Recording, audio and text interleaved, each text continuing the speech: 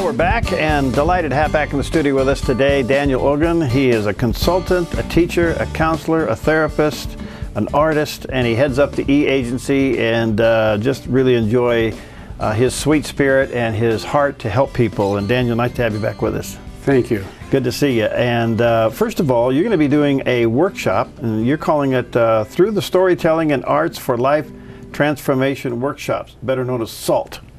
Okay, this workshop is going to be a little different. This is going to be about the history of psychological theory. Okay. So, but with a twist, as I told you. Oh, and I wanted to say one thing. Yeah.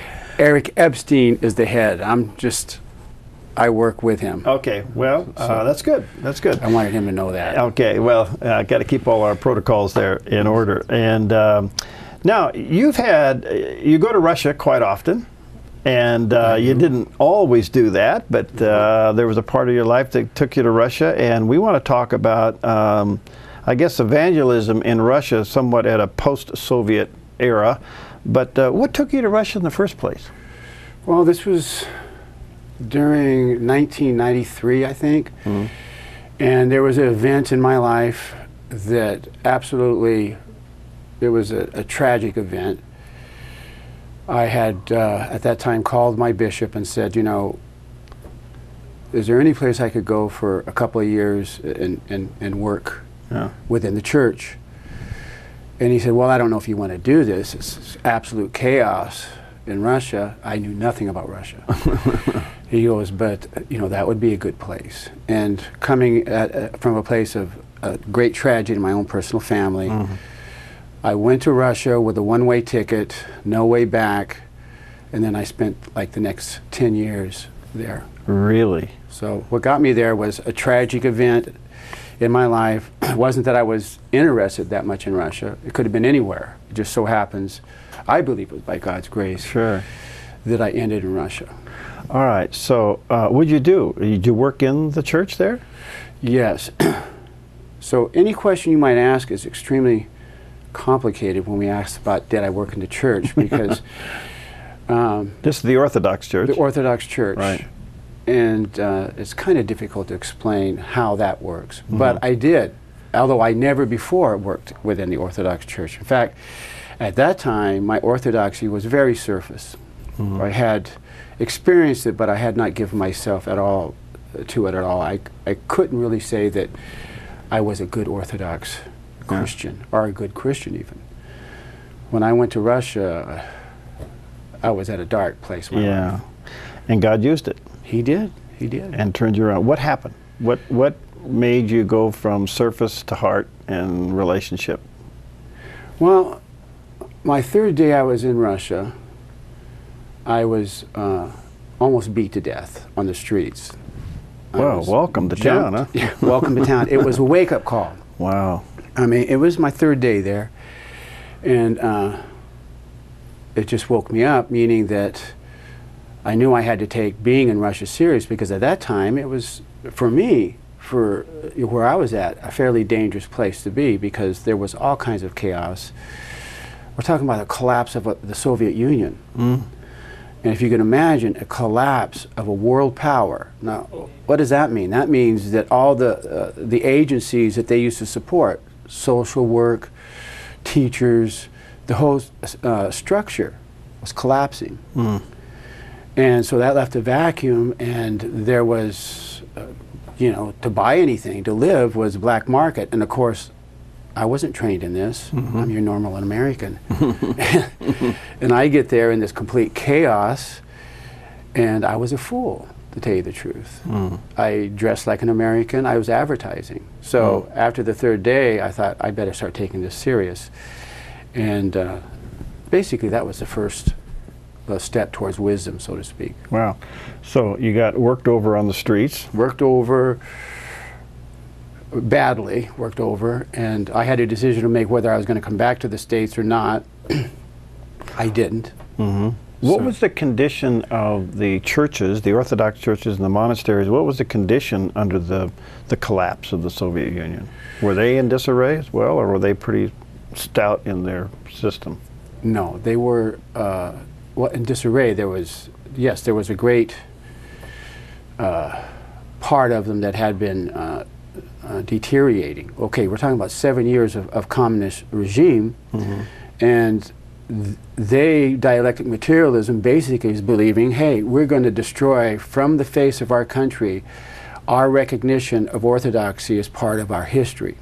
They were serious about it. Wow. They defaced churches, they used monasteries as insane asylums, they destroyed great works of art, and it was a very serious thing to eradicate it. They really believed it was a cancer in their society, and they were serious. And so when we're talking about the condition of the church, of course there was the underground church, right, which was extremely strong. But the structure of the church at that time, a lot of it was owned by different, I mean, you know, you'd go to a thing that used to be a cathedral and it might be an orphanage, or it might be a part of the university. They used these buildings not for churches but for secular uses. And so things were completely in disarray. So the condition of the church then had been shaken to its core. I would imagine that kind of separated the true believer from the surface believer by going through that kind of persecution. It did. There was, of course, the underground movement, and then there was millions who were put in the gulag, the Russian prison systems, for their faith. Yeah. Millions. Just for wearing a cross. Just for wearing a cross. I became best friends, in fact, the godfather of his child, a man named Alexander Ogan, who he had spent 10 years in the gulag systems under horrible conditions. And so I happened to be there when a lot of these living martyrs, as Russian Orthodoxy calls them, were released from the prison systems, and it was my great privilege to be able to interview them. And of course, my question as a counselor was, how did you survive this? How did you survive them taking away your family, your reputation, your house? Everything was taken away. That knock in the 3 o'clock in the morning, you're taken away. No one sees you for 10 years. And then what you had to go through. How does somebody survive psychologically that, the worst kind of conditions? So in that research, you find your own commitment because of their commitment. Yes, in that research, it was a wonderful task, so to speak. It was eye-opening in many different ways. I saw people who at that time, you know, I wasn't, as I told you, that connected to Orthodox faith. To be honest, I had some of the same problems many Protestants might face about it. You know, I had questions. I was never a yes man. But going into true Russian Orthodoxy, it was the kindest, most open, and realistic faith. Because they weren't, when I was first there, no one tried to pull me into the churches. I was drawn towards it. I was drawn to talk to these people because that's one of the reasons I believed I was there, to try to understand my own tragedy in my life, to understand my own fallen nature and my own fight with darkness, you know, and what Christianity really meant in this world, in a real sense, street level, so to speak. It's hard for me, I think for any of us in the Western world, to get our heart and head around somebody who was persecuted for 10 years for their faith. No other reason, just because they believed in Christ. And they were separated from their family, thrown into the gulag in the most incredible conditions for 10 years. Basically being forced every day to renounce their faith, but they didn't. I just don't know if we can fully get that into our head and our brain of what kind of a price tag that is for what you believe. I mean, I'm having a hard time processing it myself. Well, put it in context. There's two levels. We could say, if you are a Christian, you could say it's demonic. If you are a historian, you could look at reasons how this happened, because the communism really truly believed, dialectic materialism, that religion was the opiate of the people. And that had to be eradicated. And it had to be eradicated, right, to make a new Soviet man. Okay. All right. When we come back, I want to talk about how do you go from that kind of a condition into actually evangelizing people. And Daniel Ogan's with us. We'll be right back. Well, we're hearing a fascinating story with my good friend Daniel Ogan today. He's a counselor, and people that want to maybe get a hold of you for counseling, I know that's what you do. That's what the Lord's got you involved in. What do they do? How do they get a hold of you? Because you work with various groups and individuals, right? Exactly. Yeah. I work with, it's not a strict Christian counseling service. I mean, I work with anybody. Right. Although, you know my heart. I mean, I'm always going towards that direction. Yeah. But there's an email right there. Okay, Daniel at theeagency.net. That's how you'd get a hold of him. Daniel at theeagency.net. That's all one word. All right, we're talking about his experience in Russia and right at the fall of the collapse of the Soviet Union. Those who have been thrown in the gulag for their faith, the whole infrastructure of the country is trying to find its way, and the church has been persecuted. In fact, it was deemed to be eradicated. It's amazing. You just can't turn God's light out, can you? You just can't do it. Did that ever create a hunger in that culture for truth? Yes. What was happening is there was a vast underground spiritual Christian movement within the Orthodox faith. In fact, I would say it was their version of, you could use this word, revival. Revival. Kind of like in China. Yes. Yeah. The underground churches. The underground church was incredible. Yeah. And a lot of young people. There was a tremendous thirst. When I got there, there was a tremendous thirst.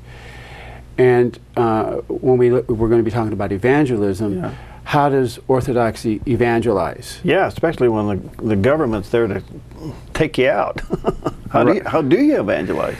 Well, now that's an interesting question, because since the Orthodox tradition within the church is you have what you call brotherhoods and sisterhoods.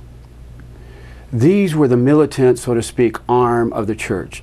They always have been. They're the ones who built the churches. They were the iron workers, the artists, the evangelists, who would be out there talking to people, bringing people in, and they were blessed by the priest and the patriarch to do this. And so let's just say that you and I were in the Orthodox Church. We're laymen. We don't want to be in the priesthood, but we want to do the right thing. We want to use our life, for Christ. Right. We go to our priest, we say we would like to start a brotherhood, and he would ask us many questions, and when they would bless a brotherhood, that was a sacrament in the church. That was a serious deal. You go up and you are called to give your life for Christ. In that area. In that area. Yeah, service.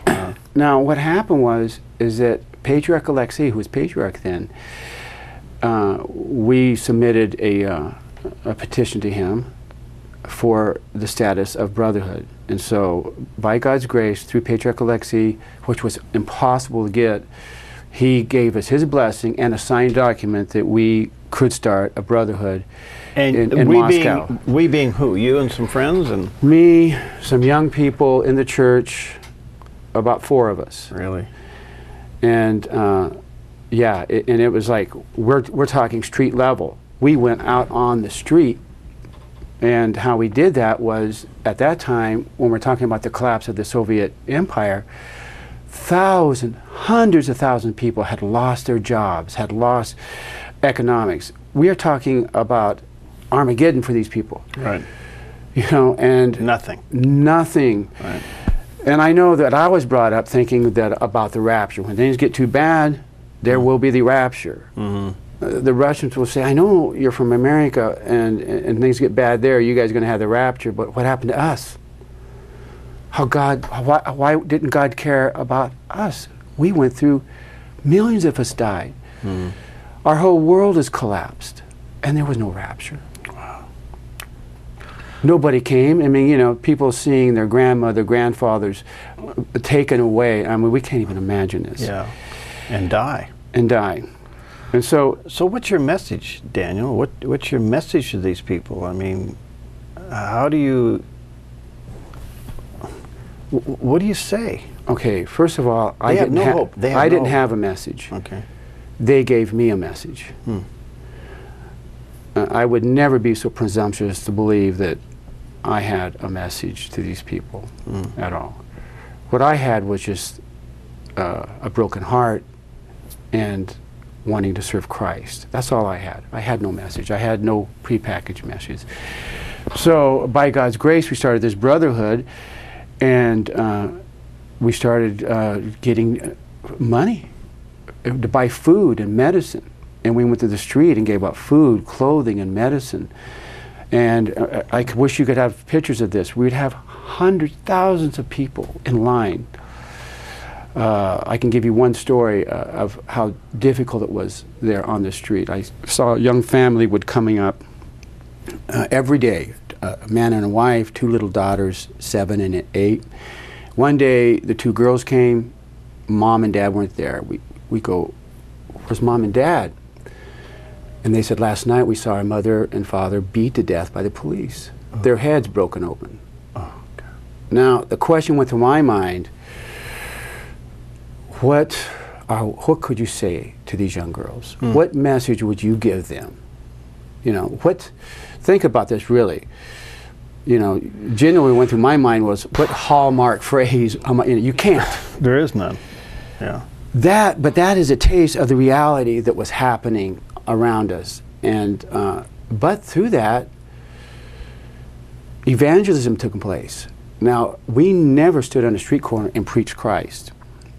It's like St. Francis said. He said, always preach the gospel and sometimes use words. Right. We were using what we had, and literally hundreds of young people started, hey, we want to help. We want to be part of this. Here they come. And we had like the Orthodox... You preached through service. Through service, through the catechism.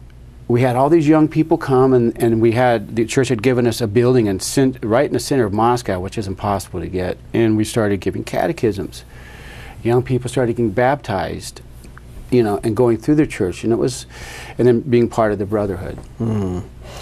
Wow. Today, now you've been back, you came back to the United States, you've been back and forth, you say you and your wife go there in the summers. Is it different? It's absolutely different. Absolutely different. Because the church survived? The church survived. Right. You know, we do not think of Western culture as a virus. It is. The first time I was walking down Starry Arbat, Old Arbat Street in Moscow, and I heard from a kiosk rap music played. It was the first time. It just came to me, oh my gosh, what are we bringing here to Russia? When the doors opened, it opened up to Western culture, and the worst of Western culture, which is another form of materialism. Right. That went in there. I mean, right now in Moscow, what's different is their economy is just absolutely booming. It's the center of you know, it's Eastern Europe, but the center of Eastern Europe economy, and it is absolutely vibrant. But that has done, unfortunately, that has been a positive thing. All right, so the church goes through persecution, survives, the Soviet Union, you know, the fall of it, and then you get, you're calling it the Western virus comes in, which is a two-edged sword. It brings with it a lot of capitalistic thinking and maybe even opportunity, but also brings it with a part of the culture that you don't want to see. And I would assume at that point, then the culture is no longer, I mean, the church is no longer looked upon as something as sacred or needed. For many young people, that's a very good observation. That's an excellent observation. Although there is a very strong renaissance and revival within the Orthodox Church. It's strong. Right. It's extremely strong, and the churches are packed. Every time I go there and I go to an Orthodox church, you hardly can get into the church. Yeah, by the way, it's not only in Russia, it's throughout Europe, isn't it? Yeah, I mean, there is a hunger, but you're seeing a differentiation between black and white. It's very clear. So, does evangelism still take place there now? Of course. And their form of evangelism, of course, is different. It's mostly an evangelism of what you do. It's the evangelism of mercy, as they call it. Evangelism is thought of as part of the liturgy in our church. I mean, we don't just go to the liturgy, but part of the liturgy is to go out and take the message to the world. That's the other side of the liturgy. It's not a closed service. And so, yes, there is there still is a great renaissance there in Russia. Daniel, I only got about a minute and a half left here. It appears now the Western Church in America is really being squeezed. It's no longer about specific issues, whether, you know, recently in the last day or so it's been the whole same-sex issue, Supreme Court and all that, the abortion issue, and those are all very important. I'm not minimizing them. But what appears to be on the line here in the Western culture is religious freedom. Are we going to be able to believe what we believe without the government telling us you can't believe that? And Russia went through that. There's some lessons there that may be coming here for us to take a look at. Absolutely correct. The same thing that happened to Russia is happening to America in a different form, but the end result is the same. It's called religious freedom. Religious freedom is being questioned here, yes. Thanks for sharing your heart and your story. Thanks, Perry, for having me here. Yeah, and best to you. And again, if you want to get a hold of Daniel, it's Daniel at the E-Agency. E is in Ed, theeagency.net. He is a counselor, and you may want to check out his workshop coming up in about a week or so. Thanks. Thank you. Thanks for being with us, and look forward to having you back. Come back. Okay. Thank you. Okay. See you next time.